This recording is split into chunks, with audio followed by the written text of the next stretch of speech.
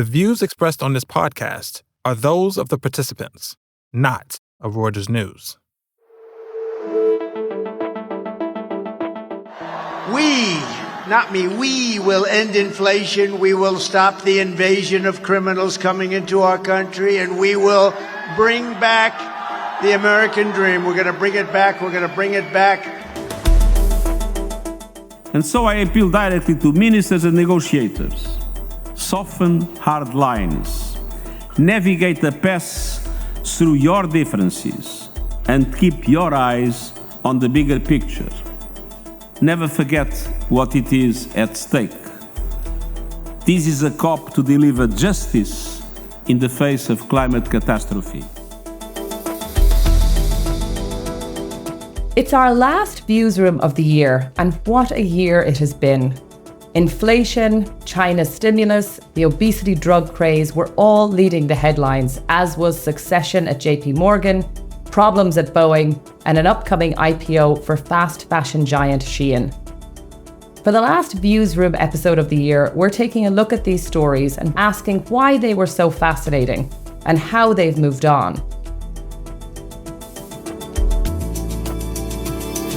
Welcome back to the Viewsroom, the weekly podcast that invites you, the listener, into a lively debate with Breakingviews columnists. And I'm your host, Amy Donlan. And I'm Peter Farr-Larsen.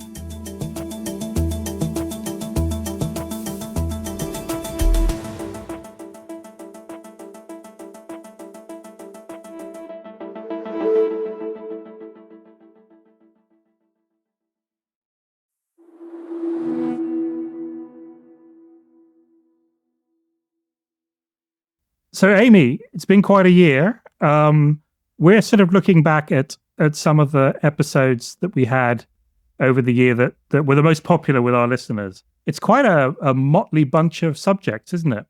It is, absolutely. So there's things you can kind of bundle together. So you could maybe bundle the macroeconomic stuff, which was obviously the big story that very much led the US election, which was inflation in the US. As well as over in China, how China was going to go about kind of reviving its lackluster economy when that stimulus was likely to happen. But then, Peter, obviously, there was also some really interesting kind of personality stories. I think, JP Morgan, when Jamie Dimon was going to eventually leave and who would replace him was also very interesting. Well, and yeah, I guess it's a reflection of the wide and eclectic interests of our extremely well-informed listeners and of course of our columnists. But also, a lot of these subjects are still live, right? I mean, we can talk about some of these things: inflation, China. Jamie Dimon is still running JP Morgan as we speak. So lots to talk about. So let's bring in, for this conversation, two senior editors, Jeff Goldfarb, Global Corporate Finance Editor at Breakingviews, and George Hay, who runs EMEA at Breakingviews. Welcome, Jeff and George. Hi there. So in some ways, I think let's sort of try and take some of these stories sort of kind of one by one. I mean, so let's start with inflation. I mean, that was kind of the big topic, definitely the beginning of the year, arguably also the big topic in the many, many elections that took place in 2024. And so, Jeff, how do you think that played out? And can we now, at the end of 2024, safely proclaim inflation to be dead? I think the big achievement was certainly getting inflation to a 3-year low, at least in the United States. Unfortunately, it was not a saving factor for Joe Biden and Kamala Harris. Despite having made that achievement, the record high inflation was too much to overcome, as it was in so many countries and elections. So, it was encouraging to see the rate come down. I think there's still some question about whether or not, interest rates will come down much further. Some folks are still holding out for more, I think. But there seems to be something of a, maybe a settling consensus that, we're not going back to where we were. Maybe it's a little bit lower from where we are now. I spoke with Jeff Pearlman who runs Warburg Pincus, at the Reuters Next conference recently, and asked him where he thought 10-year treasury rates would be in 3 years. And he said it wouldn't surprise him if there were a 5 handle or a 4 handle on them. So I think, maybe there's a sense, certainly from the buy side, that, that we could settle into a range here. Of course, the wild card is Trump's policies, right? There's a fear that tariffs, tax cuts, deportations will all have massive inflationary effects. So, I think that kind of remains to be seen. Yeah, and everybody remembers the 1970s, when we had a sort of inflationary spike, and at various stages it seemed like it had gone away, and then something would flare up again. I guess, George, at least we haven't had a Middle East oil shock in quite the same way this time around that we've had in the 1970s. Well, no, and despite all sorts of kind of geopolitical flashpoints happening in the Middle East, the oil price has kind of bumped along kind of in the 70s, came down from the 80s a bit earlier. But it's, if anything, next year, people are assuming that the pressure is kind of down rather than up, because most of the forecasters are saying that there'll be a big surplus, so a big glut of oil. So, that's the obvious kind of way in which you could kind of the game could change on inflation, but it doesn't look like it's going to right now. And Peter, I was kind of curious. We talked obviously about the US, the world's largest economy, and the second largest economy, obviously China, was very interesting to our readers as well. As Xi Jinping tried in many ways to revive the economy. I'm just sort of curious, Peter, what do you think where do you think we go in 2025? What do you think investors are looking at when they look at China for the year ahead, and how that's likely to change? Yeah, it's funny you talk about inflation. China has the opposite problem, right? If anything, China's probably dealing with at least the looming threat of kind of deflation, and deflation is really bad when you've got an economy that's got loads of debt, as the Chinese economy does. So, and for a long time, people were slightly wondering why the authorities were not more concerned about this, and then in the summer they started to try and do something about it. Took some fairly drastic measures at the sort of central bank level, trying to sort of stimulate the housing market. And there's this sort of promise of fiscal stimulus, but it hasn't really materialized. And so I would say, there's been a reaction in the markets. The Chinese equity market particularly rallied quite a lot, but it's then come down again a bit as people sort of take a slightly more tentative approach to the stimulus. So I think, in 2025, I think people are still waiting to see whether what the Chinese authorities are going to do to keep growth going. I suspect that what they do depends to quite a large extent on what happens in the US and what Trump does with respect to tariffs towards China. If he actually follows through on his threat of 60% tariffs on China, then China may have no choice but to come back with some sort of stimulus. And so there is a sense probably the Chinese are slightly keeping their powder dry to see what happens in the US and to see how much of a response is required. So that will be a key issue to watch. But the Chinese economy is not in great shape, and that means that China's also potentially a bit more vulnerable to the costs of a trade war than it was 8 years ago. And Jeff, the other story I think that I think is such a people person, and it comes around every few years, which is Jamie Dimon running the biggest bank in the US. When will he step down? Who will replace him? There's always a lot of names that are thrown around, and then sometimes those people end up leaving the bank. Then we've also got Donald Trump now, who's the president-elect, who's going to be taking over next year. And I guess, again, people might be wondering whether Jamie Dimon could get a role in his government. So what's your take on that story, whether that is evolving from what we were writing about during the year?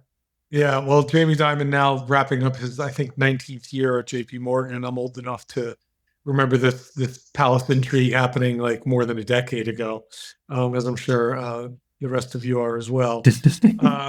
Yeah, and as you say, there are people that were named as potential successors, like Jeff Staley and Bill Winters and Charlie Scharf, and whether they ever really were, we don't know, but they're long gone from JP Morgan and running, have gone on to run other institutions. So, it's an interesting question. I think the reason all of these palace intrigue is obviously of great interest to our listeners and our readers, because it's their industry for a lot of them. The question with Diamond is actually probably more relevant because he has been sort of a self-anointed industry spokesman. And so you wonder, like, if and when he, obviously at some point he will leave, like who will fill that spot, if anyone, whether it's, his successor at JP Morgan, or whether it's another one of the CEOs to really take the battle to Washington, as Jamie has done. The other question really is for JP Morgan shareholders, employees, clients, is that, since Jamie took over in the end of 2005, the returns at JP Morgan, have been somewhere like close to 900% on a total return basis, which is 20 times what Bank of America did, triple Wells Fargo, and Citigroup over that span has lost money, destroyed value. So, I mean, the question then becomes, like, how much of the premium that's built into JP Morgan's valuation and its performance is attributable to Jamie Dimon? And that, I think, is sort of an open-ended question, or whether he has built, an institution that can continue to deliver these kinds of results without him being there personally. So, it's like I said, it's one of the, we always have this palace intrigue. We just wrapped it up at Morgan Stanley. We always hear about it at Goldman. It's always, a fun question to talk about. There's actually, I think, some real substantive relevance to the question at JP Morgan for a whole host of reasons. Yeah. And sorry, just to keep you on the spot, Jeff, sort of from one historical success story to one historical nosedive, really, I think is the only way to describe it, which is Boeing, a story we talked about earlier this year, when they were having big sort of safety problems and questions about the management and strikes amongst the workers. One question that comes up a lot is Boeing too big to fail for the US? Does there come a point where the US government sort of has to somehow step in or support Boeing? I mean, if you would think, there's Boeing and there's Airbus, they sort of have a duopoly. It seems pretty unlikely that you kind of necessarily lose one of the members of the duopoly. But at times in the past year, it's felt pretty existential, hasn't it? Yeah, it's been an interesting question, particularly because I guess the closest thing that the U.S. has to national champions, is probably a half a dozen companies. Boeing is certainly one, but we've also had this contrast with Intel, right, which is another one that's like struggling. And I guess if I had to put it like right now, as we head to the end of the year, Boeing may be kind of slightly on the uplift, while Intel is, slightly on the downturn. Boeing has a long way to go, but they have replaced the CEO. They did settle the strike with workers. They have started to build planes again and roll them off the production line. So there's a little bit of momentum there, and I think the choice of CEO Kelly Ortberg is creating a little bit of a more positive feeling.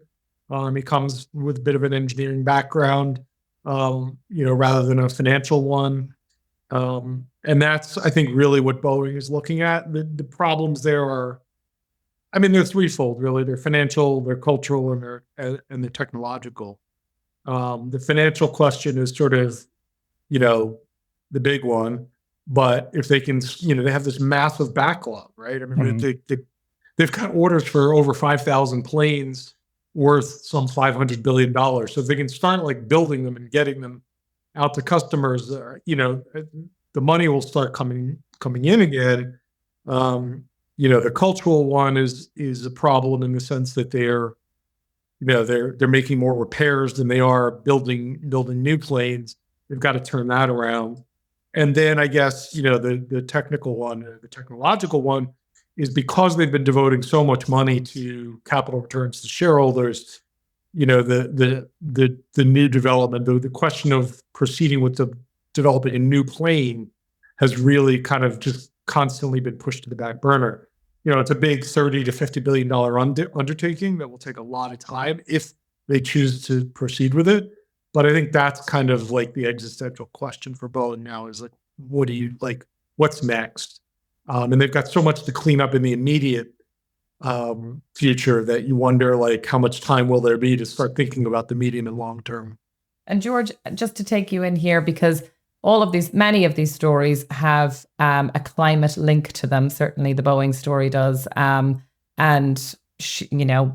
So many companies we cover. And going back to, I remember when you were in Glasgow at that COP, and there was obviously such fanfare about climate and how investors were very passionately talking about companies having to clean up their act and, basically focus much more on how they were going to prepare for net zero. And I think that there was a real pendulum shift even further this year of what investors were talking about and thinking about. And I just was curious, what are your thoughts on this year, and how do you think things are going to be for next year when it comes to climate and that priority for investors? As you come to the end of the year, there's a fairly obvious glass half empty or nothing in the glass level of pessimism about the green issues and climate change, because it's really obvious. Donald Trump's got in. He's not a fan of particular types of renewables like offshore wind. He is not a fan of the Inflation Reduction Act, the Joe Biden's big chunk of subsidies that he brought in for green power. And he's a big fan of allowing oil companies to drill, baby drill, blah, blah, blah. All that sounds really bad, and it is bad. And around the same time, it was a pretty rubbish month for climate change, the fight against it. There was a COP29 in Baku in Azerbaijan. Basically, the name of the game there was to try and get up to the $1 trillion a year that needs to go from the developed world to developing world to help them decarbonize. They didn't get anywhere near that. Got to like 300 billion, but that's not all sorts of kind of problems with that figure as well. So if you want to kind of just lock in absolutely awful 2025 for climate, you can do that. The facts would support that. All I'd say is that I don't think the fight against climate change will go like directly in the other direction. I don't think it will be kind of completely awful in 2025 for a number of reasons. One is that Trump, whatever he says about energy, his fairly consistent line is he wants cheap energy. And if you want cheap energy, one way to do that is there's lots of wind and onshore wind rather than offshore wind in the US. There's also a lot of solar. That is, if you look at it, cheap relative to other forms of electricity. And there needs to be a lot more electricity to kind of build out AI and the other things that Donald Trump wants to do.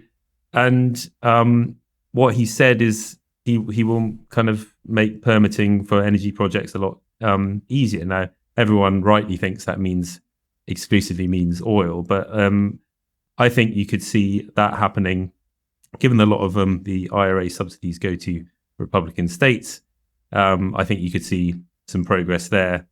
Also, you've got to remember that the US is not the only game in town when it comes to climate change and the fight against it. Huge amounts of renewables being built in China and other parts of the world as well. So I don't think that adds up to a kind of net positive. I think you have to be really, going some to get to a kind of positive outlook for climate change in 2025. But it's not uniformly negative by any stretch of the imagination. All right, George, you filled up the glass a little bit. Thank you. Yeah, it's about a tenth Something full. For us to take. A tenth full now. Yeah. Exactly. Something to take into the end of the year. Amy, come back to you. couple of stories that you've been paying a lot of attention to that we've talked about over the year. The first one is the never-ending fascination with obesity drugs. We had Eli Lilly and Novo Nordisk, these two big drug makers that have been struggling to meet the insatiable demand for weight loss drugs. It feels like you can't pick up or click on a tabloid website without some sort of discussion of whether someone's taking Ozempic or taking something for the effects of Ozempic, or the effects of Ozempic is having, or Mounjaro or these other drugs are having on Wegovy, are having on consumption patterns and behaviors and all those kind of things. But from our perspective, I mean, there is this question about competition, right? Sort of, are others coming into this market, and is there going to be? I mean, these drugs are very expensive at the moment still. Should we expect a point where there will be more weight loss drugs on the market and Yes. and they will become cheaper? I mean, I think certainly from the perspective of the other pharmaceutical companies, so not Eli Lilly and not Novo Nordisk, but the likes of AstraZeneca, Roche in Switzerland, Pfizer, they're all trying to make versions of these drugs, which will take some time. But it's interesting because obesity now is considered a disease, but it was not considered a disease for basically, I would say in the past, like before 5 years ago, it wasn't considered a disease. So companies weren't really focused on it. So they're kind of starting in some ways from a standing start. They've just realized as soon as, Ozempic started taking off, Eli Lilly's drug came out, that, the estimates that Jefferies has is that by 2030, the market could be worth $100 billion, which is a huge prize. And if there's only two companies going after it, then it makes sense that they're all doing this. But the problem for a competition is that these drugs, the ones that are already out there, the ones you mentioned, there's Mounjaro for Eli Lilly and there's Ozempic and Wegovy for Novo Nordisk, they do have side effects. And that's something that the other companies are trying to work on. They're trying to come out with drugs that don't have these side effects. So they would be more beneficial, more attractive. But yes, the more you flood this market with drugs, hopefully the supply starts to catch up with demand, and then you could start to see prices coming down. But we're certainly not seeing that happening at the moment. And if anything, a prediction of ours just went out today. We're recording on Tuesday, and it was basically to say that Eli Lilly and Novo Nordisk are going to be so swimming in cash next year that they can do really large deals if they want to, based purely on the amount of cash that they have. So it is definitely an interesting time for this market, and not least what you said. I mean, when I cover consumer goods groups as well, and I won't mention the names of the companies that say it to me, but every time I meet them, they say that people are calling them constantly, asking them how it's going to affect their business, how it's going to affect demand for their products. There's all sorts of things, like even, people who are taking these drugs apparently don't like drinking Diet Coke as much. And they have all sorts of other, as you mentioned, these sort of fringe effects that people aren't really, they're just coming to terms with now. Yeah, still a lot of mileage in that story and in the impact on those drugs. I mean, you mentioned the possibility of deals. We haven't seen that many big deals this year. The other thing that we haven't had much of is IPOs, stock market listings, although we do seem to have spent most of the year talking about the possibility of an IPO of Shein, the sort of the not Chinese but make stuff in China fast fashion company. I mean, you wrote about this several times, Amy, over the past year. We talked about it on the Viewsroom. I mean, is this IPO actually going to happen in 2025? Do you think? I mean, this is the question. As you said, I mean, you can't go probably a week where there isn't a story about. I mean, first of all, just to give the bit of the backstory, this IPO was supposed to go to New York. It seemed like it was headed for New York, and then there was such a backlash within America about the possibility of this company, which there's question marks over its supply chain. There's question marks over, the people that are employed and are making these clothes, whether they're being paid properly, whether there's child labor being involved, all of those types of things. So then they pivoted and they decided we'll go to London instead. And it looked like all sorts of, it looked like basically London really wanted it, obviously. And London is desperate. Desperate. For IPOs, yes. right? Yeah. Desperate. Yeah, take desperate anything for IPOs. And it's like, we all remember Saudi Aramco. It has a history of when they want a big listing like this, they will make changes. They will, try and make adjustments to make it more palatable for the company. So that's what we're really waiting for. Is there was a story out and talking about whether they would only list like less than 10% of their shares, which would require a rule change from the Financial Conduct Authority of the UK. So I mean, it is a fascinating company, and I think it's fascinating even just from our listeners' perspective, because not least is it an IPO and there's banks involved and all the fees that go along with that. But I think a lot of people who have teenage daughters and sons will see these packages coming through their doorsteps every day, probably in some cases. And it has, to George's point, it has an awful lot of climate implications as well. There's a lot of questions about this company and whether it, it should be doing the things that it's doing. And I think that even kind of European politicians bring up that quite a lot. Yeah. Well, and I can say definitely from the Breakingviews perspective, I think, we spent a lot of time talking about the possibility of this IPO. If we actually had an IPO and the financial disclosures that go with it and the ability to understand Shein's business model and the strengths and weaknesses of it, I think that would be a relief for all of us, because it would give us something a bit more substantial to get our teeth into. So that's kind of all we got time for in this, the final Viewsroom of 2024. Amy mentioned earlier our predictions, which the Breakingviews team every year puts together a set of predictions for the year ahead, which is, we're not trying to be 100% accurate in terms of our forecast, but we're trying to be a bit provocative and give people a way to think about things that might happen. So those are being published at the moment. You can find them on breakingviews.com and on Reuters.com. But apart from that, really all there is for me to say is thank you, George, and thank you, Jeff. And I guess we'll see everybody early in the new year. Thanks. Thanks, Peter.